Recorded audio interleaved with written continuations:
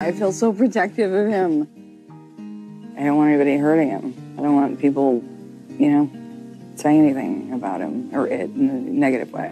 I want to thank my mom, who I know is smiling down right now. Mama, I love you so much. Thank you for sacrificing so much for me. Je souhaiterais être votre manager, Monsieur Presley. Vous êtes prêt à vous envoler? Je suis prêt. Prêt à m'envoler.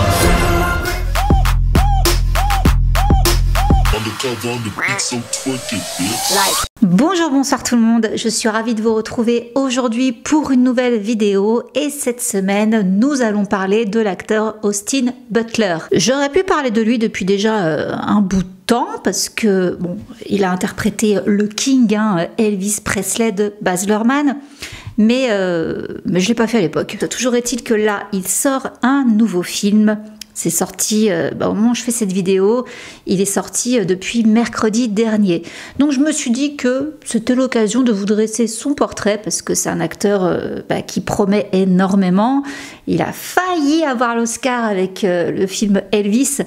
Donc voilà, on va parler de tout son parcours, son histoire d'amour avec Vanessa Hudgens, etc., etc. Mais avant de démarrer cette vidéo, je tiens à remercier notre partenaire du jour, la marque Burga. Ceux qui sont fidèles à ma chaîne connaissent déjà cette marque, mais pour ceux qui ne la connaîtraient pas encore, c'est la marque qui est à l'origine de ces magnifiques coques de téléphone que vous pouvez voir là sous vos yeux ébahis. Ils font des coques de téléphone, également des coques d'ordi, des coques d'iPad, mais pas que, ils se sont vraiment un peu plus diversifiés. Il y a aussi des gourdes, des mugs, des agendas. Mais pour aujourd'hui, je voulais donc vous parler de la nouvelle collection qui vient de sortir. Il s'agit de la collection Resort, donc c'est une collection d'été. Donc là, je vous fais défiler quelques modèles. Je vous invite à aller jeter un coup d'œil par vous-même. Alors là, vous avez par exemple une coque Toff, et là, c'est la coque Elite. C'est la gamme au-dessus. Là, j'aime bien faire le truc du toc-toc. Il y a une double protection et il y a toujours ce petit côté surélevé pour protéger les caméras et également le téléphone en lui-même. Donc voilà, à chaque fois, je vous les recommande. Mais aujourd'hui, j'ai testé d'autres produits. Par exemple, j'ai pris ceci. C'est, vous savez, les chargeurs tactiles. De toute façon, je vous fais des gros plans. Mais voilà, vous le chargez. Donc, j'ai pris le cordon qui va avec. Très joli d'ailleurs, rose gold. Lui aussi, je l'ai pris genre rose gold. Et vous mettez votre téléphone dessus et il charge. Et il charge même avec la coque. Pas besoin de l'enlever. Donc voilà, j'avais jamais encore testé ce type de chargement, mais je trouve ça trop stylé personnellement. Et je voulais aussi tester les housses pour ordinateur, parce que mon ordinateur, je le trimballe partout. Et je vais pas vous cacher que quand j'ai vu cette housse, j'étais assez impressionnée, parce que rien à voir avec la vieille que je me trimballe depuis des années. Enfin là, comment vous dire que l'ordi, il est vraiment bien sécurisé et la beauté. La beauté. Sachez quand même que ça peut vous rassurer, vous avez 12 mois de garantie pour les produits. Voilà, je trouve quand même que c'est bon à savoir. Donc, si vous avez envie de tester les produits, si vous ne connaissez pas cette marque ou si vous la connaissez déjà, eh bien sachez que avec le code que je vous mets juste ici, vous pouvez profiter de 15% de réduction sur tous les produits. Et sachez que pour 2 coques achetées, vous avez également 2 coques offertes et c'est cumulable avec le code promo que je vous donne. Et vous le retrouverez également en barre d'infos et en commentaire épinglé. Profitez-en, faites-vous plaisir. Merci encore Burga d'avoir sponsorisé cette vidéo et c'est parti donc avec Austin Butler.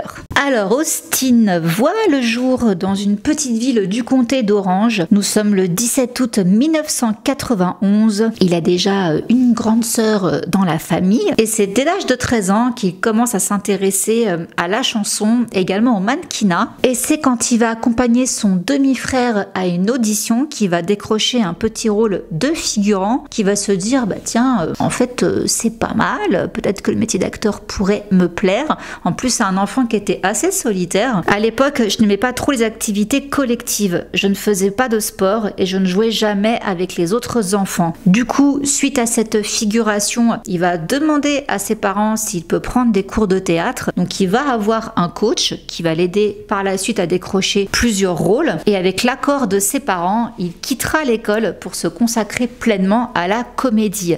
Il va donc faire ses débuts devant les caméras de la série Ned, Comment survivre aux études, où il va faire la rencontre de son futur agent. 2 ans plus tard, on va le retrouver dans un court-métrage qui s'appelle The Faithful.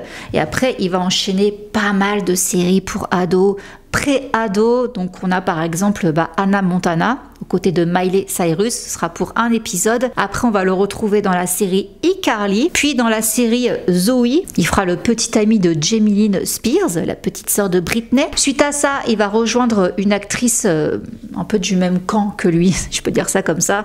Il s'agit d'Ashley Tisdale, ce sera pour Les Intrus. Ashley Tisdale, qu'on a pu voir dans les High School Musical. Puis il va continuer à enchaîner les apparitions sur le petit écran. Donc on le verra dans Ruby and the Rockets, également Les Sorciers de Waverly Place, ainsi que Jonas, et également Les Experts Miami, puis Les Experts Manhattan. Il va retrouver Ashley Tisdale, avec qui il s'entend très bien. Donc ils ont joué ensemble dans Les Intrus.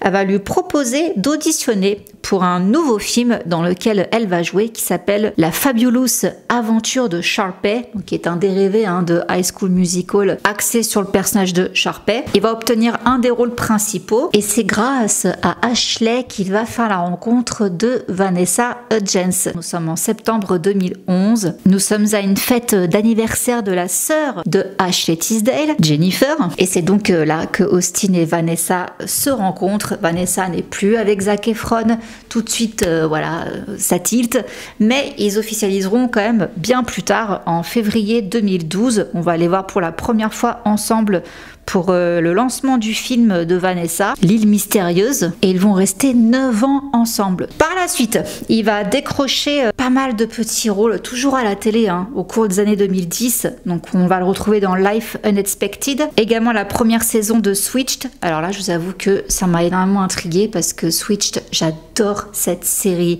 qui n'est pas connue. Enfin, en tout cas, moi, je trouve qu'on n'en parle jamais. J'ai même pas vu la dernière saison. C'est une série sur des malentendants. Enfin, c'est plus compliqué que ça, mais j'adorais justement le fait qu'on ait des personnages malentendants dedans, et je ne me rappelle pas du tout de lui, il faudrait que je revoie. Franchement, cette série-là, je vous la recommande, si vous tombez dessus, foncez. Bref, parenthèse. Et ensuite, on va le retrouver dans une autre série télé qui est un dérivé de Sex and the City. Il s'agit de The Carrie Diaries. Malheureusement, la série va être annulée au bout de 2 saisons, et ça a un petit peu failli également signer l'arrêt de sa carrière pour d'autres raisons beaucoup plus tragiques, hélas. Nous sommes donc en 2014, il perd tragiquement sa maman des suites d'un cancer du sein. Il n'a que 23 ans et là il va remettre toute sa carrière en question. Après le décès de ma mère, cela a mis les choses dans une perspective différente. J'ai commencé à me demander si c'était une profession qui pouvait aider le monde ou quoi que ce soit. J'étais rebelle et j'étais une épave. J'étais heureux, puis déprimé, puis j'ai compris que mon état mental dépendait des sentiments que je m'autorisais à avoir dans la tête. La dépression et l'anxiété ne peuvent pas te rester en tête si tu cultives la joie et l'inspiration. Donc chaque matin, je sors faire une marche et je fais la liste de tout ce pourquoi je suis reconnaissant et ça me rend heureux. Finalement, il va retrouver le goût de jouer. J'ai pensé à toutes ces fois où j'ai vu un film et qu'en sortant du cinéma, je me sentais plus dynamique et je voyais que beaucoup de gens réagissaient comme moi. J'ai aussi eu des moments où j'avais besoin de pleurer un bon coup et j'ai pu le faire grâce à un film qui m'avait touchée. J'avais alors ressenti un effet cathartique. J'ai aussi pu rire en voyant d'autres films. J'ai donc pensé que je pouvais contribuer à toutes ces émotions en continuant à être acteur. Et la narration fait partie de l'humanité depuis la nuit des temps. Je me sens donc vraiment honorée de faire partie de cela. Il va côtoyer Johnny Depp, ce sera pour Yoga Hosers en 2016. Ensuite, il va retourner au petit écran, ce sera pour la série Arrow. Il va tourner quelques épisodes. Puis on le retrouve aussi dans une autre série télé où il est un espèce de mi-elfe. C'est dans les Chroniques de Shannara. Et là, il pense à autre chose. Il aimerait bien faire de la scène à Broadway. Bon, il va exaucer son rêve. On est en 2018. Il va décrocher un rôle dans une pièce de théâtre. Le Marchand de glace est passé aux côtés de, alors pas n'importe qui en plus de ça, Denzel Washington, qui va très rapidement devenir son mentor, en fait il va un petit peu lui fournir l'aide, le coup de pouce nécessaire pour décrocher le rôle de sa vie. On en vient. En tout cas, Austin dit qu'il lui a donné plein de conseils et qu'il l'a pris sous son aile. Et là déjà, petite impulsion, il va décrocher un rôle dans Once Upon a Time in Hollywood aux côtés de Brad Pitt, Leonardo DiCaprio, Margot Robbie, rien que ça. Puis on le retrouve en hipster aux côtés de Selena Gomez pour la comédie de zombies The Dead Don't Die. On va repenser à Denzel Washington qui va apprendre que Baz Luhrmann, mon réalisateur préféré, prépare un biopic sur la vie d'Elvis Presley. Du coup, Denzel appelle Baz. Donc, voici ce que le réalisateur confie. Un jour, je reçois un coup de fil de Denzel Washington alors que je ne l'ai jamais rencontré. Il me dit de but en blanc, écoute, je viens de monter sur scène avec ce jeune acteur qui s'appelle Austin Butler. Il a une capacité de travail totalement hors norme. Je n'ai jamais vu quelqu'un d'aussi investi pour perfectionner un rôle. Ah, ça a éveillé la curiosité de Baz Luhrmann. Et à ce propos, Austin déclare, je lui suis tellement reconnaissant pour ça. Il ne m'a pas appelé pour me prévenir, ni avant, ni après. C'était de sa part un acte de pure générosité. Denzel, quoi, j'adore cet homme-là. Donc, on va apprendre rapidement, Austin a 27 ans, qu'il sera donc le futur Elvis. Et Baz Luhrmann déclarait à ce moment-là, je savais que je ne pourrais pas faire ce film si le casting n'était pas absolument juste et nous avons cherché minutieusement un acteur capable de rappeler le mouvement naturel et les qualités vocales de cette star incomparable, mais aussi la vulnérabilité intérieure de l'artiste. Alors comment tout ça s'est passé? Parce que bon, le coup de fil de Denzel, c'est un coup de pouce, mais concrètement, alors déjà, il y avait un petit peu des signaux, des présages, on peut dire. Austin dit qu'il y avait déjà depuis quelque temps des proches à lui, dont Vanessa Hudgens, qui lui disaient qu'il avait quand même une tête, un genre à interpréter Elvis. Du coup, l'idée avait fait un petit peu son bonhomme de chemin dans sa tête. Et justement, sa chérie Vanessa, dans une interview en 2019, voici ce qu'elle déclarait. En décembre dernier, nous roulions en voiture et nous écoutions de la musique de Noël, puis une chanson de Noël d'Elvis Presley est arrivée. Austin venait de se teindre les cheveux en noir. C'était un blond naturel. Et je le regardais chanter et je lui ai dit, bébé, tu dois jouer Elvis. Du coup, qu'est-ce qu'il a fait pour auditionner Austin? Il a envoyé une vidéo de lui en peignoir, en train de chanter du Presley, et il a choisi Unchained Melody, car cette chanson le touchait tout particulièrement parce qu'elle lui faisait penser à la mort de sa mère. La façon dont Elvis exprime le manque d'amour, le besoin d'amour me foudroie à chaque fois. Une nuit, j'ai fait un cauchemar dans lequel ma mère mourait à nouveau, et au réveil, cette chanson a surgi dans mon esprit. Je me suis alors dit que c'était elle que je devais chanter et envoyer à Baz. Alors ils se sont rencontrés, ça a été très long, le processus de création, tout ça, parce qu'il y a eu la pandémie entre-temps. Mais donc, il dit, nous nous sommes rencontrés et 5 mois de travail et d'exploration ont suivi. Dans une audition normale, vous présentez une prestation, mais avec Baz, il faut s'apprivoiser, travailler, aller chercher quelque chose. Nous passions des jours à lire une scène, à en parler, à trouver des idées. Parfois, il prenait sa caméra, essayait un truc, puis le soir il me disait tu peux revenir demain pour me chanter Suspicious Minds. Alors je rentrais chez moi et je passais la soirée à apprendre la chanson, puis seulement après ces mois de recherche j'ai fait un premier test filmé qui allait être présenté au studio. C'est là vraiment que la tension est apparue, car je ne savais toujours pas si j'allais être choisie. Il a joué avec Sener, le réalisateur. Bon, il a été pris naturellement, mais quand j'ai su que le rôle me revenait, j'étais fou de joie. Je me suis sentie vraiment privilégiée, car c'est une chance incroyable. Après ça, je me suis dit qu'il fallait me mettre immédiatement au travail, donc j'ai commencé le jour même. J'ai appelé mes coachs de diction et de chant pour leur expliquer qu'il fallait travailler dès aujourd'hui. Alors là, ça a été un parcours du combattant pour se mettre dans la peau d'Elvis. Il n'a pas pris le truc à la légère, en même temps il n'avait pas intérêt. Bon, déjà il a été faire un pèlerinage à Graceland, dans la demeure du King, située dans le Tennessee, où il y avait toujours Priscilla Presley, donc sa veuve, qui habitait. Donc elle l'a accueilli à bras ouverts, elle a été un grand soutien pour lui. Il dit qu'elle est vraiment un ange et que quand il est parti de chez elle, il avait les larmes aux yeux. Et après il est rentré pour continuer à travailler. Déjà il avait découvert une affinité avec son personnage, enfin plutôt avec Elvis. c'est que tous deux ont perdu leur mère à 23 ans. Donc déjà, elle arrivait à se connecter à ça par rapport à Elvis. Et alors, concernant le tournage, il a débuté en mars 2020 en Australie, mais il a été retardé à plusieurs reprises, car quelques jours avant, il y a Tom Hanks qui joue donc également dedans, qui a chopé le Covid. Du coup, il a été hospitalisé. Les producteurs étaient prêts à renvoyer Austin chez lui à Los Angeles, mais il a préféré rester sur place et profiter de cette pause pour creuser encore plus son personnage. Je pense que le film aurait été très différent si nous avions commencé à tourner à la date prévue, et je suis heureux d'avoir eu plus de temps pour m'imprégner du personnage. Je n'avais pas l'intention de sacrifier ma vie personnelle, mais j'ai fini par le faire par amour pour le rôle. Après la préparation d'1 an pour ma voix, je n'ai pas vu ma famille pendant presque 2 ans, ni mes amis. Je n'ai rien fait d'autre et j'ai essayé de vivre ce rôle autant que possible. Et du coup, en raison de la pandémie, tout ça, le tournage a été retardé de 6 mois, et pendant tout ce temps, Austin n'a pas arrêté de manger du Elvis Presley, quoi. Il a analysé jusqu'à sa façon de poser ses mains, ses évolutions corporelles aux différents stades en fait de sa vie. Il dit: j'ai l'impression d'avoir gravi l'Everest. C'est un travail de précision qui a pris du temps pour construire et alimenter minutieusement ce personnage. Franchement, il a dû avoir une pression sur les épaules, mais un truc de fou, quoi, parce que quand on incarne, chaque fois qu'il y a un biopic qui sort, on attend toujours un peu l'acteur au tournant à se dire bon, comment il va nous faire ça, qu'est-ce que le réalisateur a choisi de faire. Et franchement, souvent, dans les biopics, ça foire un petit peu, mais Elvis, j'avais toujours lu des critiques hyper élogieuses, comme quoi ce biopic-là, il était vraiment hyper bien fait, quoi. Et si vous vous demandez donc si c'est lui qui chante, oui, donc il chante. Alors, il y a certaines prises où il y a la voix du King mélangée à la sienne, mais vu qu'il a dû complètement modifier sa voix, bah oui, il y a quand même des moments où c'est lui qui chante.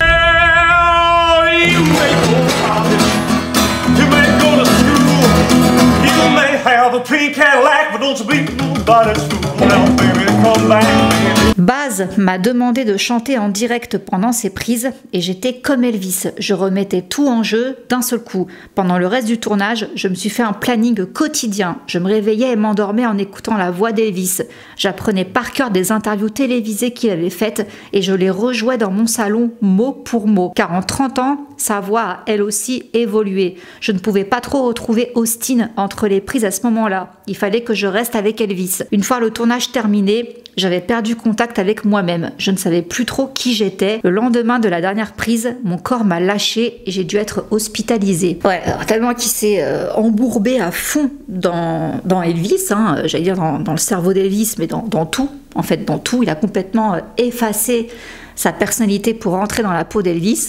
Bon, est-ce que c'est ça qui l'a rendu malade? Je sais pas. C'est sujet à interprétation. Qu'est-ce qu'il a eu? Donc il s'est réveillé à 4h du matin au lendemain du tournage avec une douleur atroce, et une fois à l'hôpital on lui a diagnostiqué un virus qui simule l'appendicite, et il a passé 1 semaine en convalescence alitée, et il dit: mon corps a cessé de fonctionner dès l'instant où j'ai quitté la peau d'Elvis. Et il y a encore des résidus aujourd'hui, il dit qu'il a encore du mal. Il a gardé un peu l'accent d'Elvis. On va en reparler parce que du coup le film sort, c'était le 22 juin 2022, prestation acclamé au Festival de Cannes. Il a été présenté hors compétition, ovationné durant 12 minutes, un record. Et petite parenthèse d'ailleurs, au Festival de Cannes, on a vu Austin arborer des bijoux Cartier. Donc du coup, il est devenu ambassadeur de la marque pour l'Amérique du Nord. Et donc, pendant toute la promo, il va faire moultes interviews. Et justement, on va entendre qu'il a encore l'accent d'Elvis. Je commence à le perdre, mais j'ai probablement endommagé mes cordes vocales en chantant. Il a fallu 40 prises pour une des chansons. Et ben il va être quand même pressenti pour les Oscars, donc il va être nommé. C'est insensé et génial, car quand tu fais un film, tu ne sais jamais comment les gens vont l'accueillir. Ce film aurait pu mal tourner de bien des façons, donc cet accueil est très important à mes yeux. On a aussi Lisa Marie Presley qui était présente. Elle dit qu'elle a vu le film à 2 reprises et Austin, elle en est fan. Elle adore sa prestation qu'elle trouve magistrale. Laissez-moi vous dire qu'il est spectaculaire, absolument exquis. Austin Butler a magnifiquement su incarner le corps et l'âme de mon père. À mon humble avis, Sa performance n'a pas d'égal. Enfin, mon père est représenté de manière exacte et respectueuse. Ça, je trouve quand même que c'est hyper important. L'avis des proches quand il y a un biopic sur une telle célébrité, si la famille valide, c'est que ça va. Vraiment, je trouve que ça va. On sent tout au long de ce joli film l'amour de Baz Luhrmann pour mon père, son attention et son respect. C'est quelque chose dont je pourrais être éternellement fière, tout comme mes enfants et mes petits-enfants. Ça me brise le cœur que mon fils ne soit pas là pour le voir. Oui, alors pour rappel, effectivement, Lisa Marie avait perdu son fils à l'âge de 27 ans. Il s'était ôté la vie le 12 juillet 2020, encore le club des 27. Donc elle a activement participé à la promotion du film. On est le mardi 10 janvier 2023. C'est la cérémonie des Golden Globes. Bon, Austin n'a pas remporté l'Oscar, c'est Brendan Fraser qui l'a eu. On est quand même très heureux pour Brendan, il le méritait franchement. Et là, c'est les Golden Globes. Bon, Austin remporte un Golden Globe pour Elvis et il va remercier la famille Presley lors de son discours. Je voudrais remercier la famille Presley. Merci de m'avoir ouvert vos cœurs, vos souvenirs et votre maison. Lisa Marie, Priscilla, je vous aime pour toujours. Et je trouve que c'était très très important parce que 2 jours plus tard seulement, nous sommes le 12 janvier, Lisa Marie nous quitte à seulement 54 ans. Je trouve ça beau quand même qu'avant de partir, elle ait pu entendre le discours d'Austin qui la remerciait. Voilà, qu'elle ait pu vivre tout ça autour de son papa avant de nous quitter. Donc ouais, 2 jours après, voilà, elle nous quitte et Austin va lui rendre hommage. Mon cœur est complètement détruit pour Riley, Finlay, Harper, donc les filles de Lisa Marie, et Priscilla suite à la mort tragique de Lisa Marie. Je suis à jamais reconnaissant pour le temps que j'ai eu la chance de passer près de sa lumière et je porterai toujours ces moments dans mon cœur. Sa chaleur, son amour et son authenticité resteront à jamais gravés dans ma mémoire. Alors, pour rappel, Austin a donc travaillé aux côtés de Tom Hanks dans Elvis et justement sur le tournage d'Elvis, Tom Hanks s'inquiétait pour Austin par rapport à son implication, bon pas le choix, j'allais dire extrême, mais pas le choix, dans son rôle. Et il avait vu quelques petits drapeaux rouges, il s'inquiétait pour la santé mentale d'Austin, donc il lui a donné plein de conseils, parce qu'Austin de son côté, c'est que 6 mois plus tard qu'il s'est rendu compte que il y avait eu quand même des répercussions sur sa santé mentale par rapport à son investissement dans ce rôle, l'énergie et la motivation qu'il a dû mettre dedans. Tom Hanks m'a dit qu'il lisait chaque jour quelque chose qui n'a rien à voir avec le travail. J'ai eu un déclic. Jusqu'à présent, je ne lisais que ce qui avait un rapport avec Elvis. Je n'écoutais qu'Elvis. C'était les influences d'Elvis et Elvis lui-même, rien d'autre. Et il m'a dit, tu vas perdre la tête à force de ne penser qu'à Elvis. Trouve quelque chose à faire immédiatement après le film. Et au cours d'une discussion avec un ami commun, cet ami-là a mis au défi Tom Hanks de trouver un projet pour Austin juste après le film, et il l'a pris au mot. Donc Tom avait justement l'intention juste après Elvis de rejoindre Masters of the Air, un projet sur lequel il travaillait, pas qu'en tant qu'acteur. Et bien il a pris Austin. Donc juste après la fin du tournage d'Elvis, 1 semaine plus tard, il prenait l'avion pour le tournage de cette mini-série donc qui se passait au Royaume-Uni. Donc il a eu seulement 1 semaine entre les deux. Et là, cette série, de quoi ça parle? Ça suit le 100e groupe de bombardement de l'armée de l'air américaine et elle est donc produite par Tom Hanks et également Steven Spielberg. Elle est diffusée sur Apple Plus pour ceux que ça intéresse. Et donc une autre préparation qu'il a dû faire pour ce film. Je suis immédiatement allée au camp d'entraînement. Je suis passée d'un personnage en combinaison sur scène à un mec dans un groupe de 50 gars en treillis. C'était vraiment une leçon d'humilité et il y a quelque chose dans l'uniformité qui, je pense, a commencé à me purifier. Je me sens privilégiée d'avoir pu contribuer à faire revivre leur histoire. Nous avons été emmenés dans ces répliques de cockpit.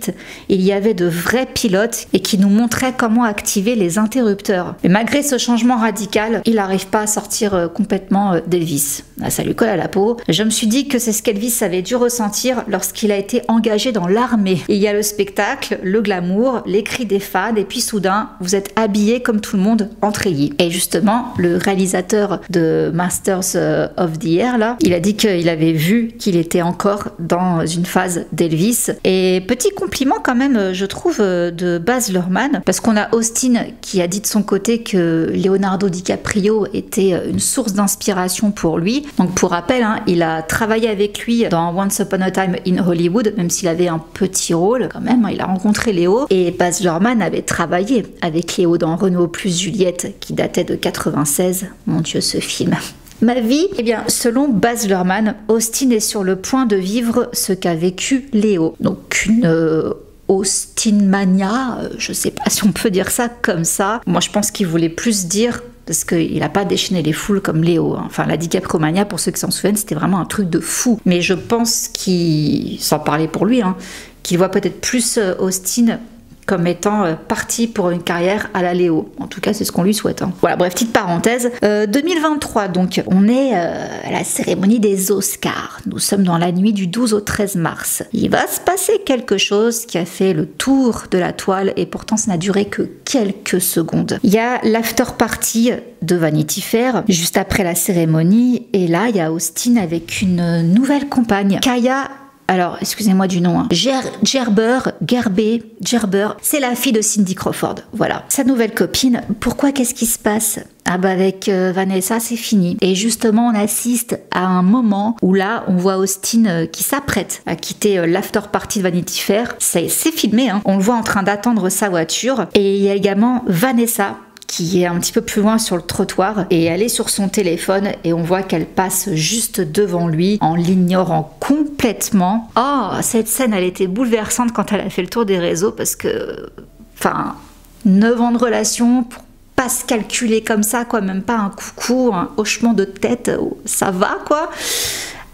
Qu'est-ce qui s'est passé donc? Parce que là, je vous l'ai pas dit, je gardais ça pour après parce qu'on allait un peu s'embrouiller les pinceaux. Bah, ça s'est passé, la rupture pendant le tournage de Elvis. Ils ont jamais vraiment dit de leur propre bouche les raisons concrètement de leur rupture. Donc ce sont des proches, des sources, qui ont dit qu'en fait c'est la distance qui a eu raison d'eux. Vanessa était occupée en Europe pour filmer The Princess Switch 2, je ne sais plus le titre en français, excusez-moi, et Austin filmait en Australie, Elvis. Ils tournent simplement sur 2 continents différents et c'est une question de distance. Il n'y a aucune mésentente, ils ont beaucoup de respect l'un pour l'autre. Fin de citation. C'était très bref. Donc voilà, juste la distance. Mais je me dis, attends, la distance, ça justifie pas non plus un tel vent.